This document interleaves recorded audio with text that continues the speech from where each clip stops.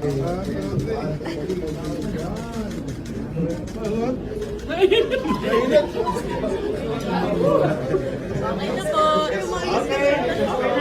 Sek. Masarap, Sek, kasi.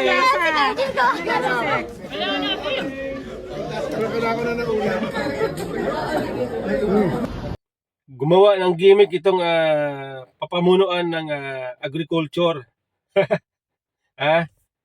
Nagluto ng kanin, kumain sa harap ng camera, naka-video. Ay anong purpose niyan? Ang purpose niyan para ipakita, kunyari, na itong bigas na binibenta ng gobyerno na tig 20 ay masarap, maganda. Okay? Kasi kaya ganyan yan. Kaya ganyan ang ginawa nila kasi nga marami nagdududa. Sa kalidad ng bigas. Kamakailan, binatikos ni BP Sara, sabi ni BP Sara, ay ang taong bayan ay hindi baboy. Ang tao ay hindi baboy, ang mga Pilipino ay hindi baboy. Para bintahan ng bigas na mura, na hindi maganda. Yun po ibig sabihin ni BP Sara noon. Yun po ang logic. Okay? So, ibig sabihin, dapat ang taong bayan o ang gobyerno ay bigyan ng maayos na serbisyo. Kung kayo ay bibinta ng bigas na tig 20, dapat yung kaaya-aya, yung naayon sa paglasa ng tao. Dahil ang tao ay, ang Pilipino ay may karapatang mabuhay, kumain ng maayos, may karapatan ng serbisyo, makatanggap ng serbisyo mula sa gobyerno. Okay? Kaya yun po ang panawagan ni BP Sara na ang mga Pilipino ay hindi baboy. Ngayon, amalma dyan ang pamunuan ng agriculture, kaya yan, nagphoto op sila. Okay? Kasi alam po ninyo mga kababayan na marami kasing nagdududa dyan. Babasa natin sa mga comment section, sa mga post na mga kababayan natin na mga nagdududa. Sinasabi nila, hindi yan maganda. O sinasabi nila, yan po ay pagkaing pambaboy lang, panghayop lang, sabi ng ganon. Nababasa natin O may mga video pa lumalabas, tulad po nito. Ano sabi ng matanda? Itong isang lalaki rin, pakinggan po ninyo. Mga kababayan, panoorin ninyo. Basta po yung nabili yung bigas. Hindi kayo po mabaho. Pagkain ako ng hayop Pwede kainin pa namin mahihirap, pero sa mayayaman, pagkain ng hayop to. Maitim po ba? Maitim na, may amoy pa. So kapag inugasan namin ito, nadurog na. Meron tayong BBM rice. Yan, tag 29 ang kilo. Ayan ha. Yan ang bagong bigas para sa bagong Pilipinas. Yan. Ang itsura niya ay ganito. Ayan. Yan ang itsura niya Tapos ang amoy niya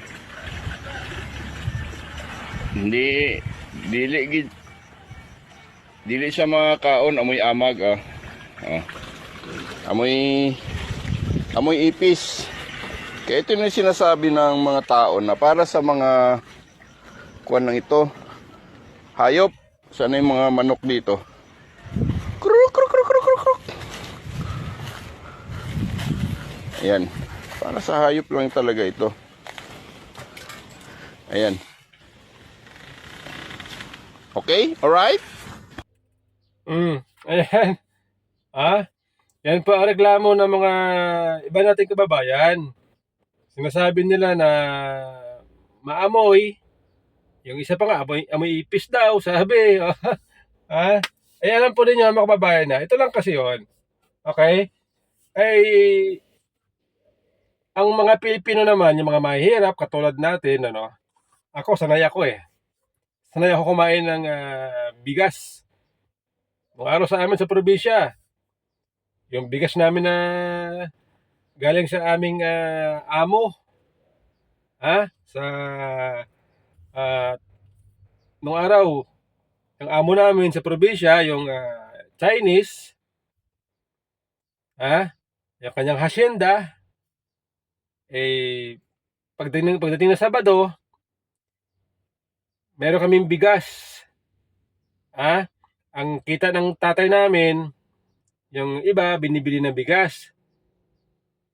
Yung mura, ganyan. Katulad yan, may kulay, madilaw-dilaw. Parang brownish, parang gano'n ang kulay. Yung ganyang bigas, may amoy na yan, may amoy na. Minsan nga, may mga tayo pa ng ipis eh. Oo, may mga tayo pa ng ipis. Kaya ang ginagawa namin, isa-isa namin pinipili yon. Ilagay namin sa, tawag sa amin, yung tipas, yung tawag doon, yung Tagalog.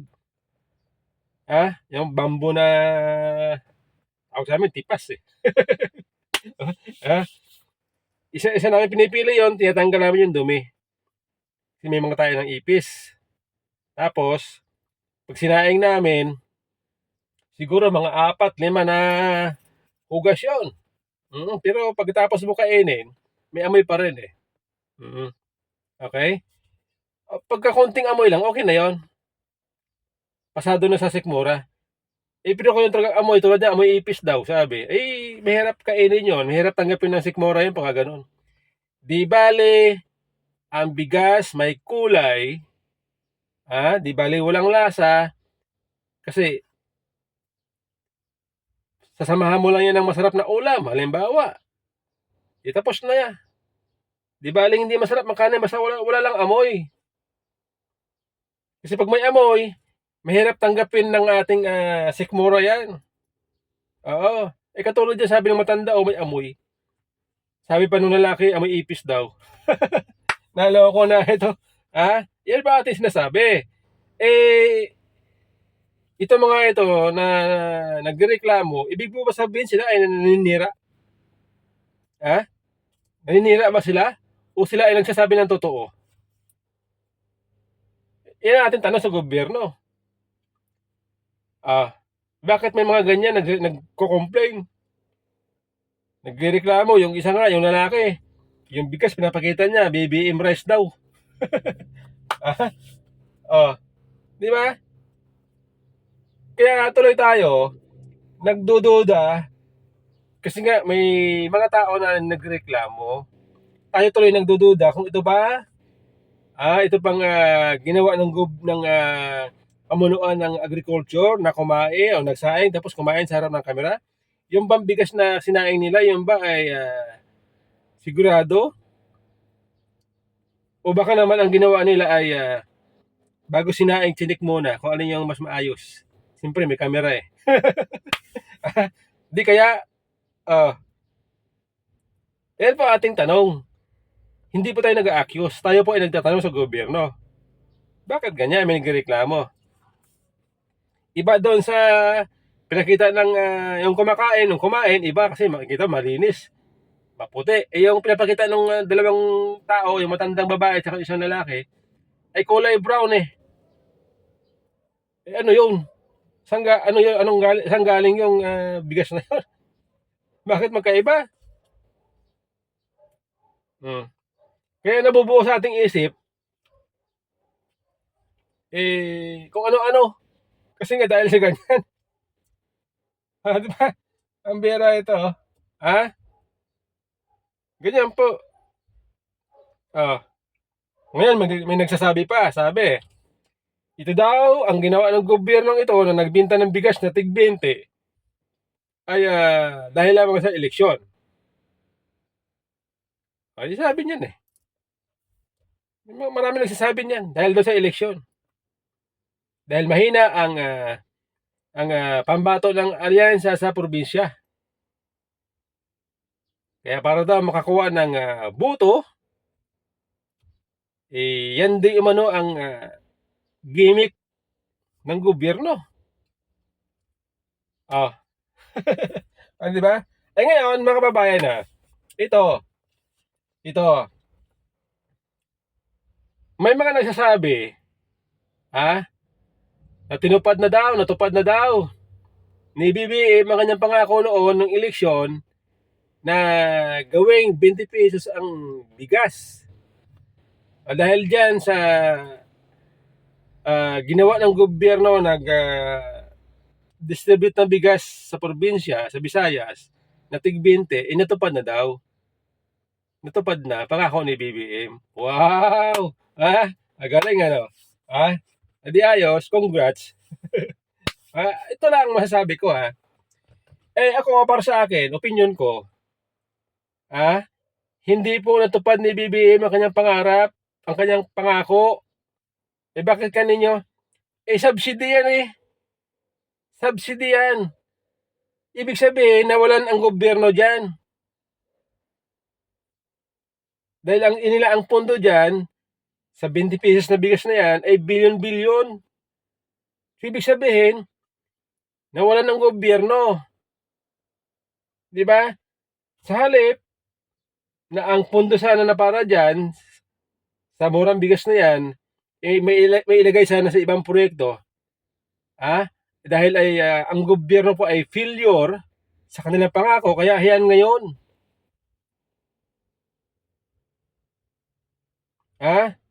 Sinubsidize nila yung bigas. Ngayon, di ba, nung si BBM noon ay nangangampanya noong 2022, di ba ang sinabi niya, pangako niya, gawing 20 pesos per kilo ang bigas. Hindi naman niya sinabi, ito ba ay komersyal? Ito ba ay NFA? Hindi niya sinabi na isubsidize natin ng bigas para maging 20 pesos. Hindi. Ang mga pinangangalanda niya noon, pagandahin natin yung production ng palay, pataasin natin ang production ng palay. Yun noon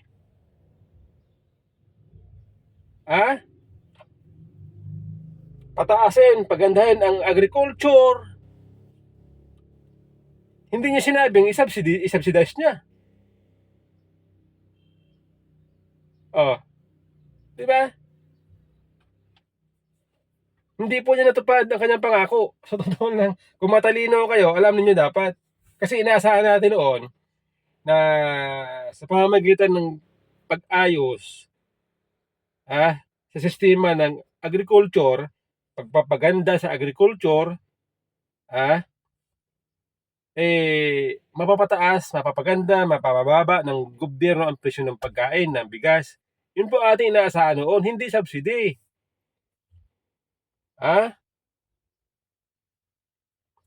Kasi ang subsidy, katulad niyan, ay hindi po yan long term. Hindi po yan long term. Ang hinahanap natin long term na programa. Tulad niyan. Ngayon, balita sabi, balita sa katulad ng galing sa Philippine Star. Sinasabi na mas mataas daw ang gastos ng gobyerno kaysa kita nito. So ibig sabihin nun, kung mataas po ang gastos ng gobyerno kaysa sa kita niya, lugi. Saan kukunin yung panggastos mo? Kung lugi ka, edi sa utang. Di ba? Kung maliit ang kita mo, tapos malaki gastos mo, saan ka kukuha ng pera panggastos sa operasyon mo? Parang negosyo yan Parang negosyo yan na bagsak ang kita mo pero malaki gastos mo. Lugi ka. Babagsak paglaon ang negosyo mo. Ganon yan. Di ba? Ikatulad yan, subsidy. Kung darating ang panahon, wala ng pera ang gobyerno, di pati yan, matitigil na. Di, tapal-tapal lang. Hindi siya long term. Ay ang hinahanap natin na programa dapat ng gobyerno, long term. Yun ang gusto natin. Kaya para sa akin po, hindi po natupad ni BBM ang kanyang pangako na 20 pesos per kilo na bigas. Kalokohan po yan, mga kababayan. Kalokohan po yan. Di ba? Ganon yun. Pinapaikot tayo. Pinapaikot po tayo, mga kababayan. Kumbaga, sa kwentong kwentong barbero, binubudol tayo. Ayun po yun, mga kababayan. Ganun po yun. Opinion ko po yan, opinion ko. Base sa aking pag-analisa. Di ba?